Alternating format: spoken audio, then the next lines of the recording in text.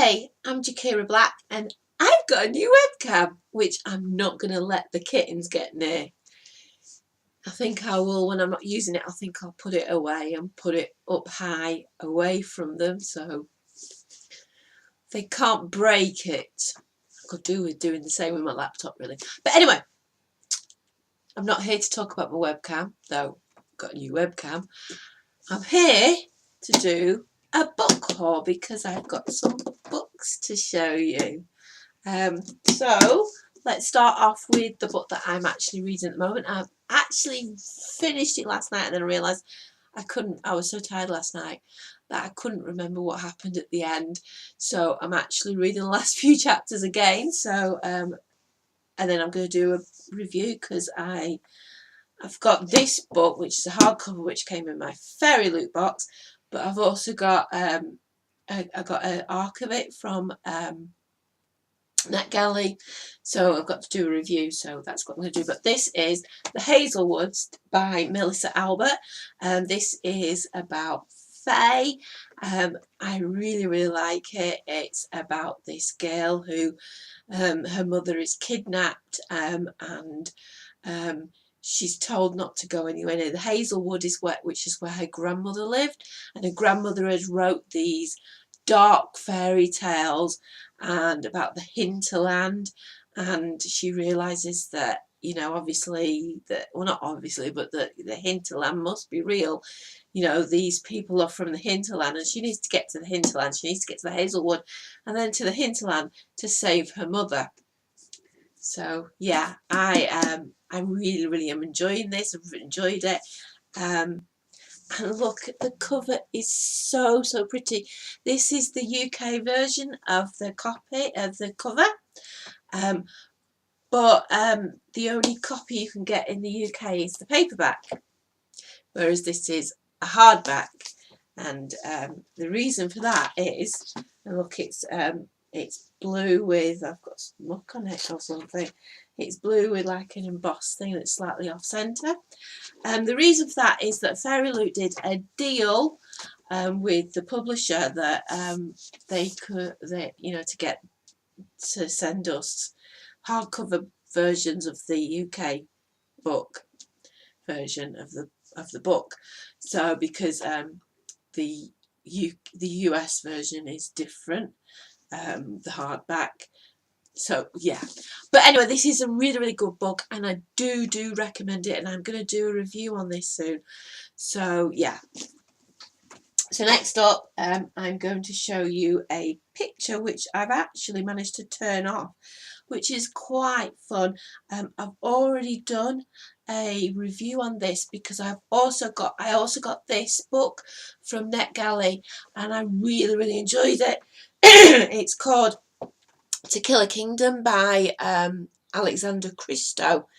It is about sirens and a prince. It's about a siren princess and a prince who's not a siren, who's a siren hunter killer. It's quite sort of Little Mermaid-y sort of style. There was elements of Little Mermaid in it, but it's not Little Mermaid. But I do really sort of recommend that book as well because I did really enjoy it. I'm not sure, I don't think it's out yet, but it's out soon. So next up is a book that I got in a Illumicrate box, and look how shiny this is. It's bronze colour. It's called Blood in the Sand by C.V. Wicks, and it's a female Spartacus. It's a sort of yellowy cover inside with gold, bronze, I think. Yeah, I don't really know anything more about it than it's a female Spartacus. Obviously, Spartacus it's a Roman story, and he was a slave and a gladiator, and he fought against the Roman Empire or something. I can't remember what he did. I have watched the film, which was Kirk Douglas, I think. And I remember, you know, the more sudden going, I am Spartacus, I am Spartacus.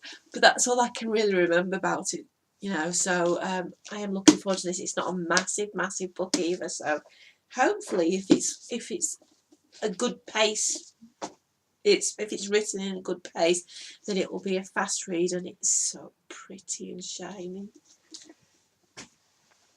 Next up, also came in Illuminate crate. I don't know anything about this, but it's got pink. It looks purple in this. Like, it's got pink pages, not actually inside. This is the Smoke Thieves by Sally Green. And it says here, a princess, a soldier, a hunter, a traitor, a thief. It says, Princess Catherine prepares to marry a man she's never met, while her true love Ambrose faces the executioner block. So yeah, I don't know. This is an arc, and it's nice and floppy as well. So yeah, I will get around to this sometime, but I have so many books to read. Next up is the book that was in my January Fairy Loot box, and that is The Cruel Prince by Holly Black. I don't think I've shown you this. I have read books by Holly Black before. I read The Coldest Girl in Cold Town, which I really enjoyed. I have heard some negative things about this, that the characters are quite unlikable. I don't know whether that's true or not, because obviously everyone likes different books. I did actually want the US cover, the Barnes & Noble one, which was black with, you know, which looks so pretty. But this is obviously a white one, and it's got a black cover with gold writing, I think. Yeah. It says, let's see, Jude and her sister see their parents murdered in front of them. Fierce an assassin abducts all three girls and takes them to the world of fairy, where Jude is installed into the royal court, mocked and tormented for being mortal. Jude soon realises that to survive in this treacherous new world, she needs to be smart, cunning and deceitful as the Fae themselves. The stairway to power is fraught with shadows and betrayal, and looming over all is the infuriating, arrogant and charismatic Prince Cardan. Jude must take utmost care. So I think that sounds really quite cool. I don't know. I mean, the thing is, obviously, I've heard negative. I've heard positive, I think, as well. I am actually going to be seeing Holly Black soon.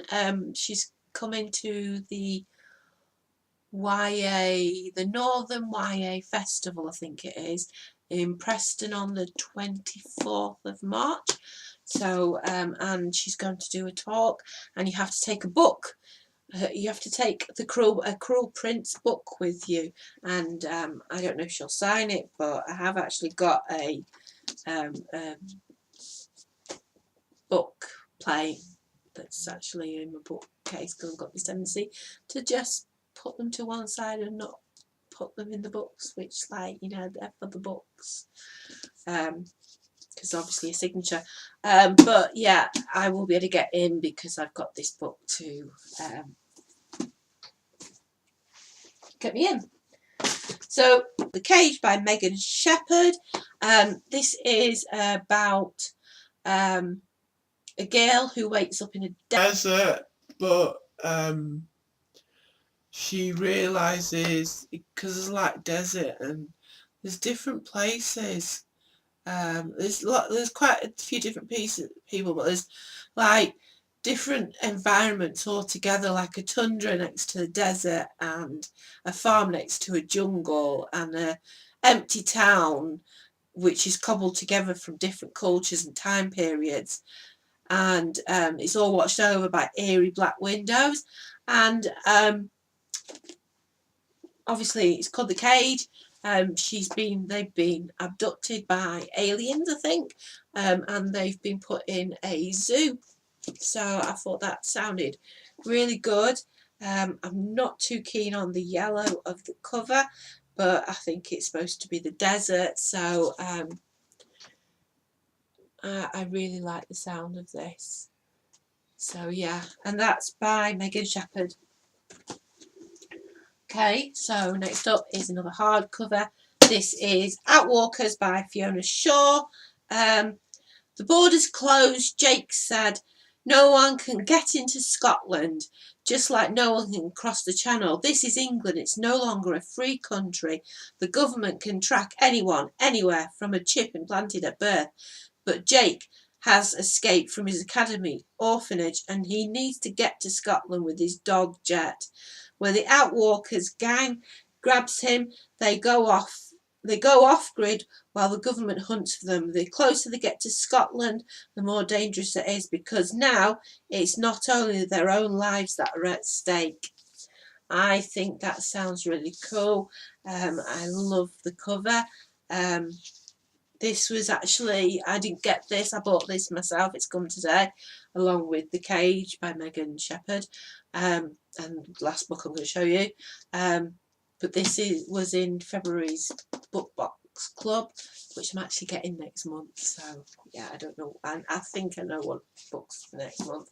It's a brown cover with bronze writing, I think, and I really do like the cover.